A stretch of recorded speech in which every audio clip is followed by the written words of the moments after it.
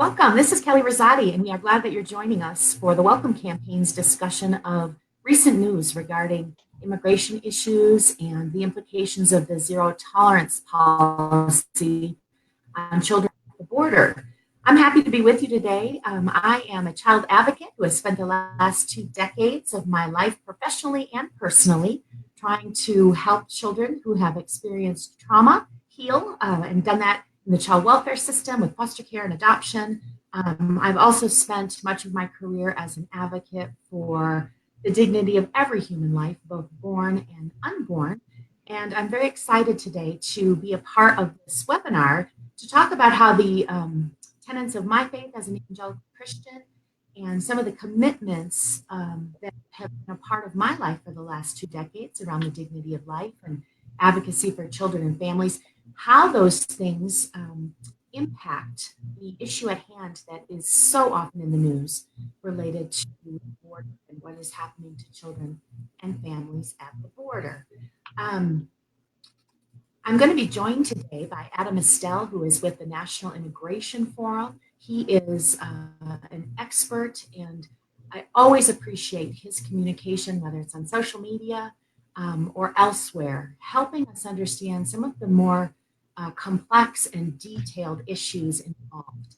One thing I'd like to start out by saying, for those of you who might be thinking, gosh, I can't weigh into this issue because I am not an expert and I do not understand immigration law.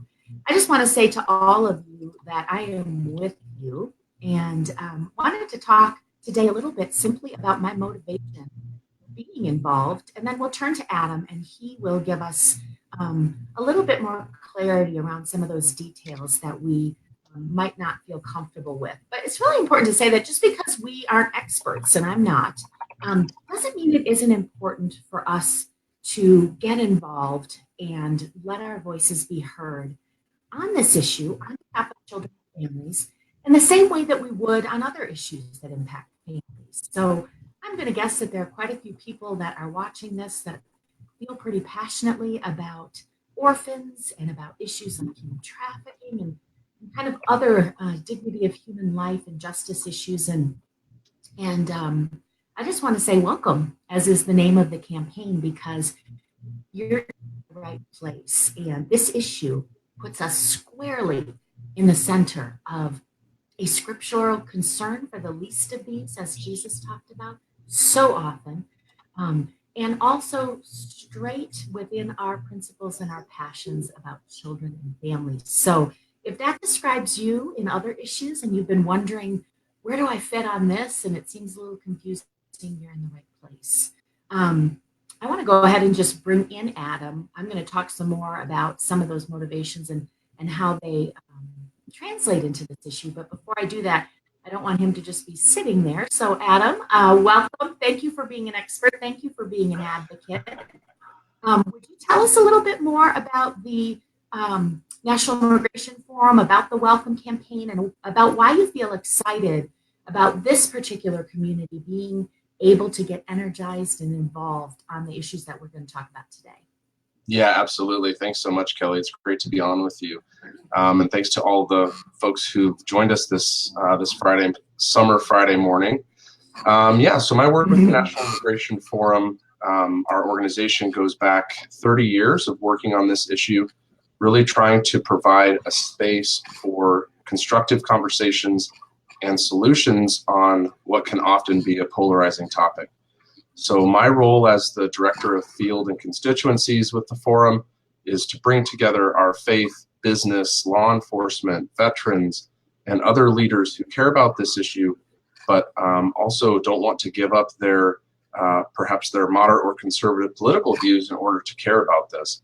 So we think, in this current climate, we're trying to provide as much information as we can to really kind of cut through some of the spin that you might hear from either end of the political spectrum on what's really happening, to really provide a space for some constructive conversations.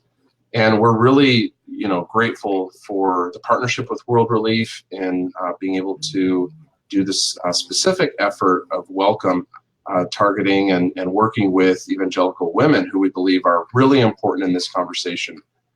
to be able to have powerful influence in their churches and in their communities. And as an evangelical myself, it's very exciting to be able to be with you today and share some of what I've learned. That sounds so great, Adam. Would you go ahead and just start with the news that we've heard overnight? Just give us the top line on that. And then I just want to share some thoughts about that news and sort of where it leaves us as evangelical women who care about what's happening and want to have a constructive voice into this. And then maybe we'll bounce back and get even more detail. Would that be okay? Yeah, that sounds great. So without getting too much into the history, in the past few months, the U.S. government has decided to implement what's called a zero tolerance policy at our southern border. And basically what that has meant is that anyone crossing without permission would be prosecuted criminally. Even some people who were requesting asylum, especially between the ports of entry, which is actually lawful, but something that this administration did not prefer. They want folks to request asylum at the ports of entry. In the past, we've separated families at the border. This is not a new thing, but what's different now is in the past we used a lot of discretion to focus our efforts at the border on those who are trying to traffic drugs and people, those with criminal warrants, etc. And so in some of those cases, when that criminal activity was happening, family were separated. But the difference now is in the numbers and in the intention. Like I said, if folks are coming without criminal background, these families have been separated. So thankfully, the White House did an about face on this practice of separating families, which we're very grateful for. But interestingly enough, they haven't really turn their backs on the zero tolerance policy until very recently, when basically Customs and Border Protection said, we've got too much work to do to try to reunify these families, to try to continue to prosecute everybody who's crossing without authorization. So that brings us to the news of yesterday. A court had given the federal government a deadline of yesterday to reunite all of the over 2,500 children separated from their families. The government reported yesterday evening in a courtroom in San Diego that they've been able to reunify just over 1,800 of these families. So we're glad that they've cleaned up a lot of the mess that they've created, but unfortunately that leaves almost 800 children still separated from their parents, which obviously is still unacceptable. And what really makes things complicated is that during this period when children were separated from their families, over 400 of these parents were actually deported back to their home countries. And so now there's a very complicated situation where, how do we bring these families back together? And one of the things that adds to the complication is once these children were separated from their parents, according to U.S. law, they became unaccompanied minors. And many of our listeners will be familiar with that terminology. But unaccompanied minors, according to U.S. law, have a right to see an immigration judge, actually have to go through the immigration process to determine if they're able to stay or not. So we have some of these parents who've been separated back to Central America. Their children are now in this U.S. immigration legal process, and it's a total mess and going to continue to be a total mess to try to bring these families back together. So definitely something for us to continue to be praying about, to continue to be advocating for, and pressing the government to bring these families back together. Wow, Adam, that is such a helpful summary. And again, I just want to say for people who are listening, maybe you were listening to Adam and you didn't even follow all of that. That's okay. If that happened, that's normal. He's an expert, and we are people who are trying to live out our faith on behalf of children and behalf of families. So just to summarize, there is some good news to celebrate. We have seen 1,800 families that have been reunited. And I do just want to say that is fantastic news. However we feel, and I think we know how most of us feel about how it happened, we are able to celebrate progress and good news along the way and give gratitude where it exists for us. So that is wonderful. But I want to focus in on what you said about the fact that there remain 800 families that are not together, half of those where the adults have been deported. Yeah. And as we talk about that, I'm just thinking through one my last role before doing consulting as I am right now was that I was the vice president for child advocacy at Focus on the Family. And one of the things that was so important to us there was to help people in churches understand the trauma that is visited upon children who are separated from birth parents, even the birth parents who have been deemed by a judge to actually be harmful to their kids. One of the things we do is help people understand it is traumatic to a child to be ripped from their parents. I have heard so many adults, Christian adults that I know who if they just paused a moment would really come to understand this, suggest that somehow because the kids are well cared for with TV and internet or whatever it is that they have, that somehow that in any way obviates what's happened to them emotionally. And so as I've thought about and honestly been a little frustrated by sometimes feeling like my inability to help them see and care from their hearts as the scripture teaches us we should do, it has helped in a few of those conversations to ask people how they would feel about their child or their grandchild or any child that they know with a loving parent facing that situation. And even if you're a person who, when asked that question, says, "Well, then the parents shouldn't have done it," that's a separate question. Let's just all agree that we are not people who believe in punishing children for the actions of their parents. I think I said this before. I'll continue to say it every time. I think these parents are heroic. I'd like parents to consider what they would do if their children were facing daily threats to their safety and to their existence. I think all of us who are parents know what we would do, anything it took to keep our children safe.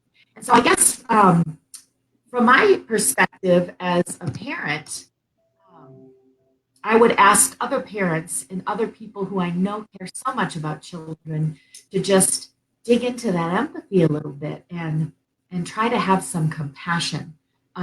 When we work on foster care and adoption issues, we know how important it is for children to get back into a permanent situation for their own well-being. And those are the same dynamics, that exist here. It doesn't matter if the kids came from the United States or whether they came from out of the United States.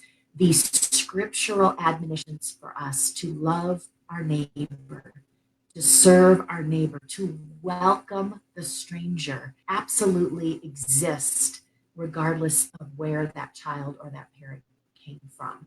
And so I'm appreciative of all the work you're doing to help people understand that we need to continue to get involved just like we would on other issues. And boy, Adam, those remaining 800 children, particularly whose parents are not still in the United States, it feels very scary. And I read an article about the parents who had been deported already, and one of the lines just chilled me to my bone. It said, "We're not sure if they will ever see one another again." Mm. And as I read that, I really felt something akin to shock. How can that be?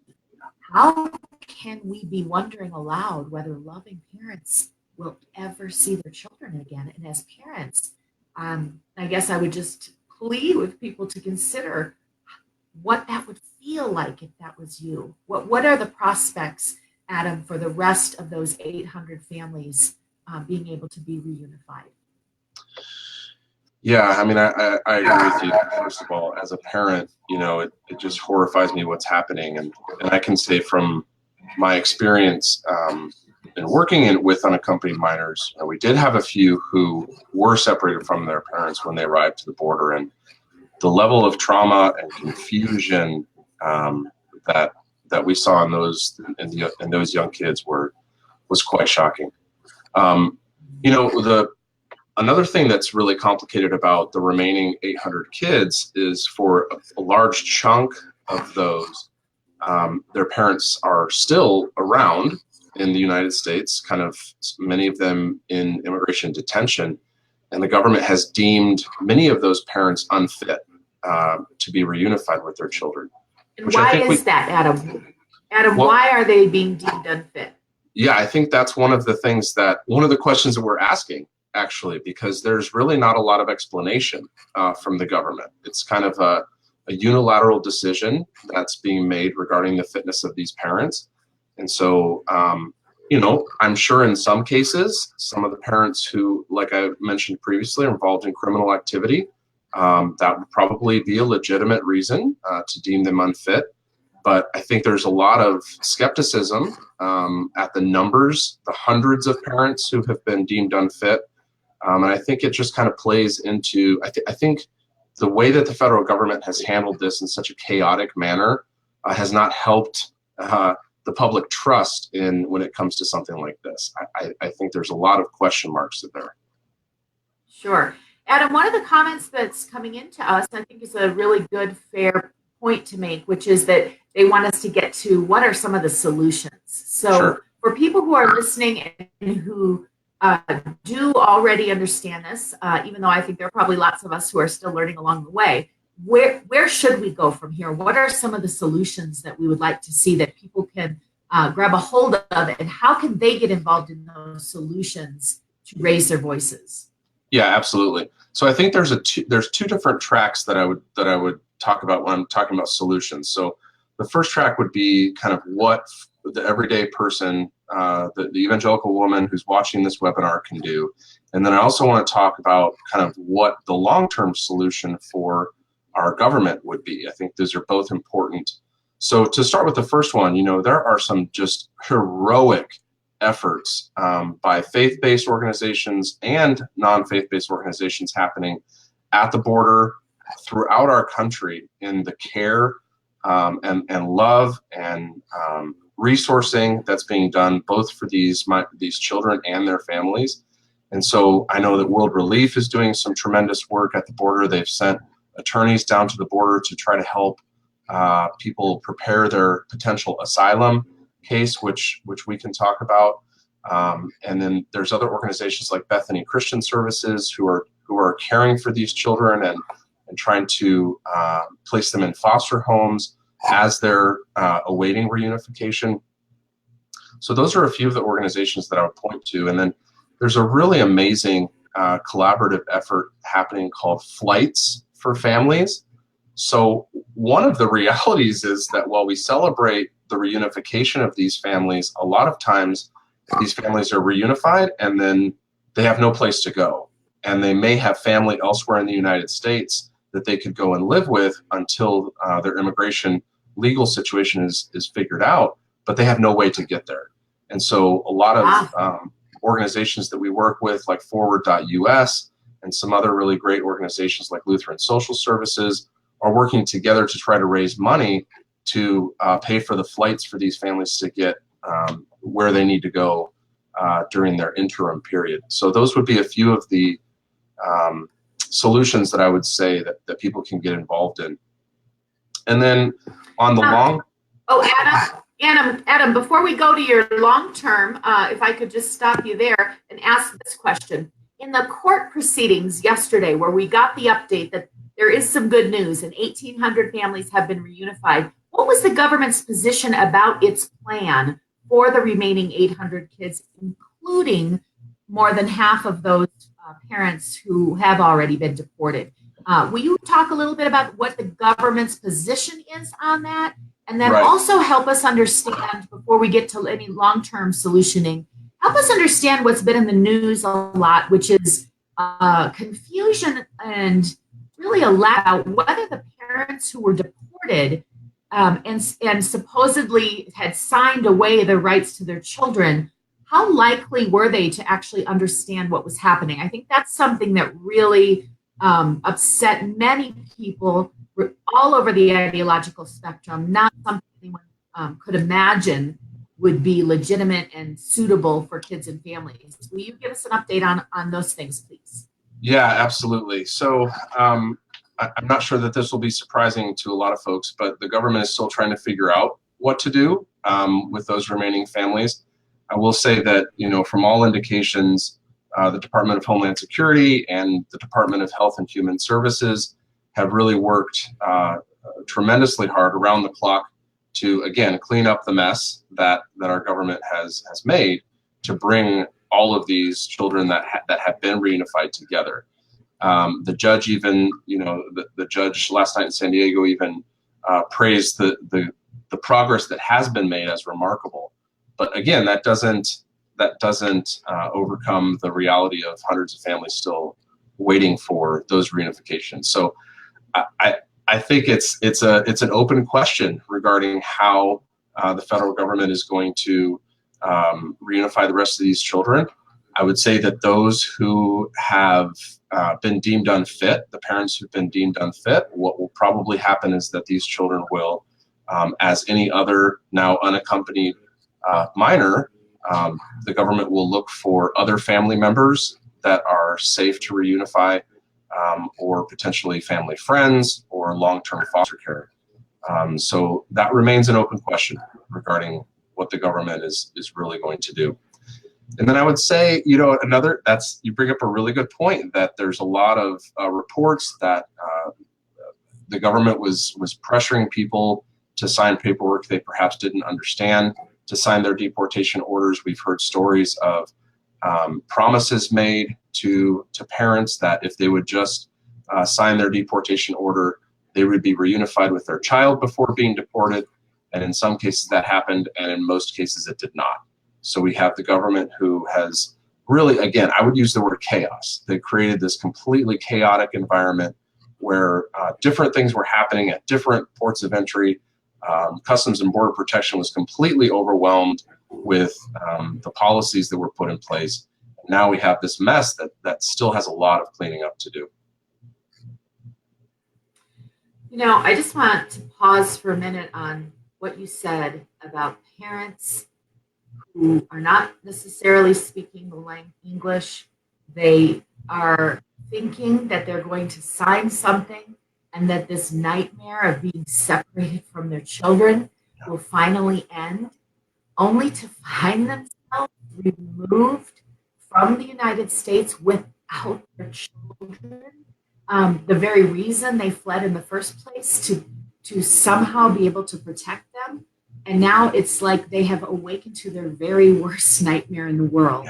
And I just, again, ask people to consider how they would feel in a situation where they made a mistake and misunderstood, and now found themselves in a completely different country, having no idea how they would get back with the very reason that they live, their children. For most people, this is the nightmare scenario.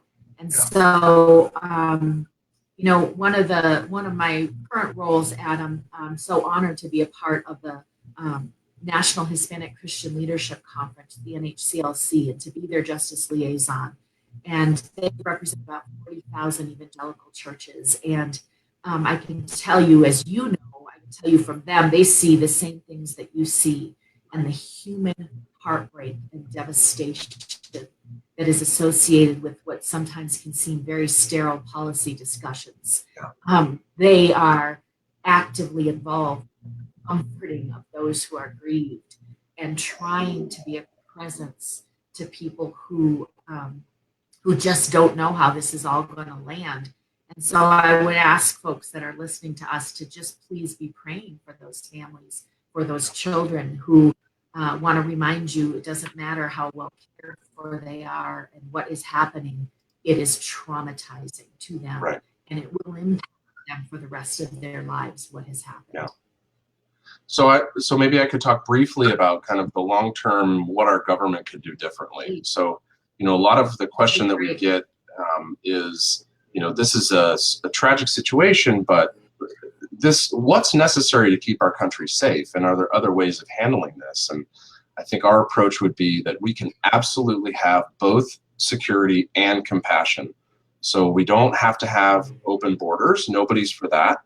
But we do want to be upholding the rule of law while extending compassionate approaches to those fleeing violence and seeking protection within our borders. So one thing that we would suggest that the government do is, instead of, what's happening right now with a lot of these families who've been reunified, we're very thankful for that, but now a lot of them are being held in immigration detention together. So we're jailing these families, including the children, for extended periods of time while they are seeking asylum or other opportunities to stay. So we've been pushing alternatives to detention, like electronic monitoring and family case management and other programs that the National Immigration Forum did a study that showed that these tactics are remarkably effective. People show up for their hearings 90% of the time or more. And this is just remarkable. Every time I see the statistic, I have to do a double take. It's about 60 times more cost effective to the American taxpayer to use alternatives to detention than to keep these families detained together. So there are effective solutions that reflect our values and, as a bonus, provide significant savings to the American taxpayer. And then I would also say that to take a big picture approach, we need to have a more comprehensive approach toward our neighborhood in the Western Hemisphere. You mentioned earlier, Kelly, being good neighbors. And I think that we have to take a look at how our approach to our community of nations in this part of the world has been lacking. The new president of Mexico just is in discussions with the U.S. government on how to collaborate to spend our money wisely, both on making sure that our borders are secured, but also to take a more comprehensive approach at rebuilding the societies of these Central American countries in order to decrease the push factors that cause so many people to take the dangerous journey to come. And I think these things can happen. I think we have to take a little bit of a long-term approach, which isn't always easy to do when you're talking about Congress. But I think if we really want to see a decrease in illegal immigration and to end this crisis, we've got to take a more comprehensive approach and look at both how we can deal with those who are here, but also how we can stem the flow of people who want to continue to come. That is so helpful, Adam. I think I want us to end, if you don't have anything else here, by just reminding folks where we started, which is some good news, and also end with some of the practical suggestions that you just gave.